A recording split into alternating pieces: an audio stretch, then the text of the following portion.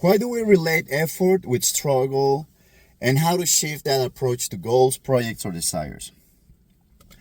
Anything that we want to do will require some kind of effort.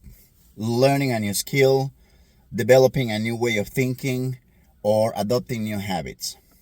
That is a default process for all species on Earth, all of them. Except that we humans, as we grow, we relate effort with struggle. We think of effort and we think of adversity, failure, rejection, fear.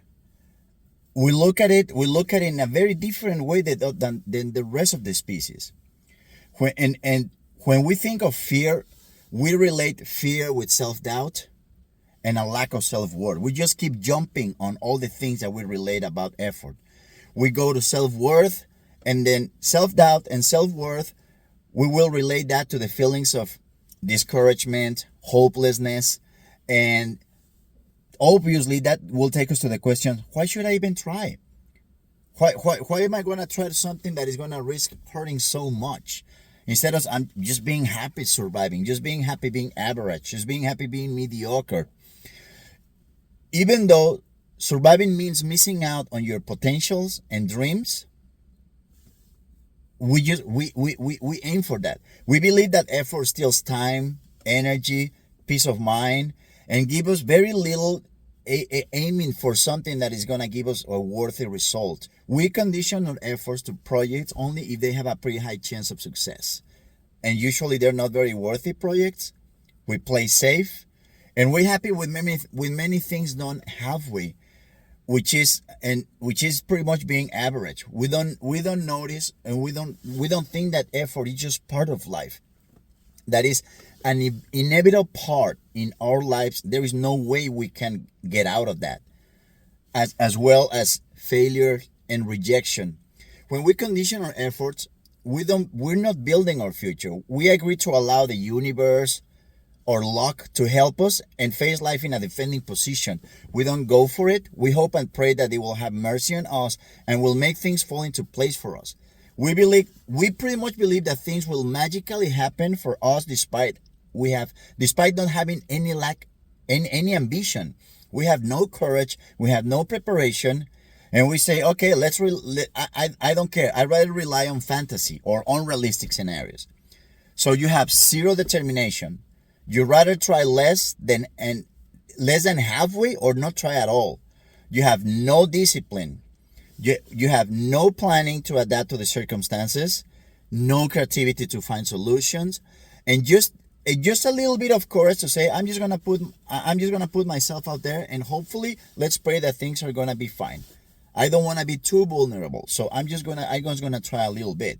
And with that kind of mentality, believe me, you're not gonna be able to handle the struggles that will follow if you happen to be successful at what you're doing. Instead of focusing on the outcome, focus on taking action. Don't pay attention to the result. Take action, move, be prepared to give it all. Get used to it.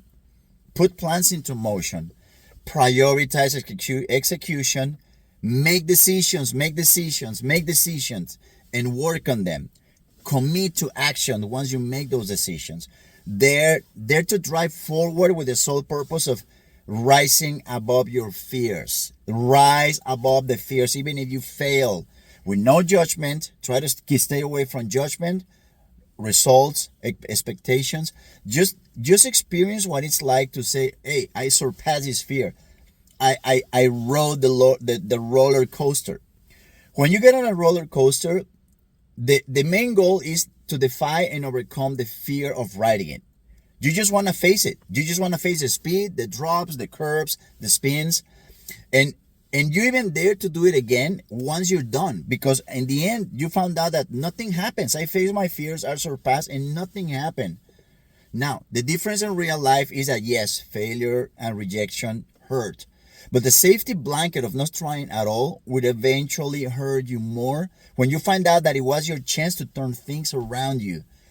Unfortunately, life works like that. It doesn't care about how many times you have to ride the roller coaster until you learn to rise above your fears. It doesn't care at all.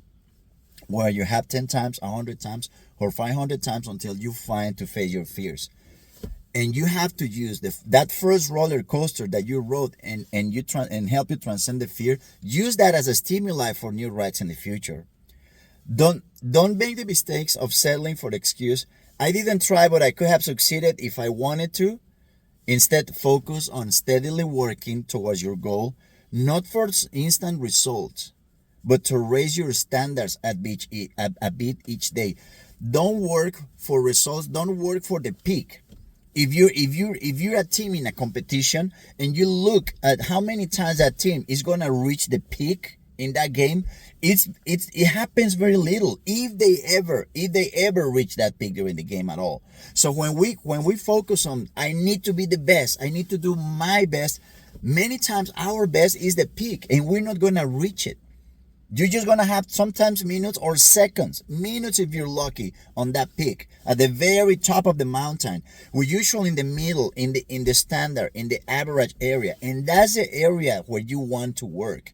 My average is probably, let's assume that your average is saying every game I score 50 points, and that's your average. Your peak will be probably 100 points. You don't want to go for 100 points. You don't want to work to reach 100 points because you always, one, it's very difficult. You're not going to reach it. And two, you're going to be very disappointed. And that's going to discourage you and make you quit. Instead, work on those 50 points that is the average. Go just a little bit more. Go, I want to score a couple more points next time. And that's my average. Or 5 points.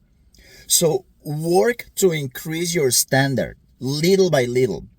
Because that's the one part of you that is going to be consistent throughout the entire game, throughout the entire project, throughout anything that you're working on.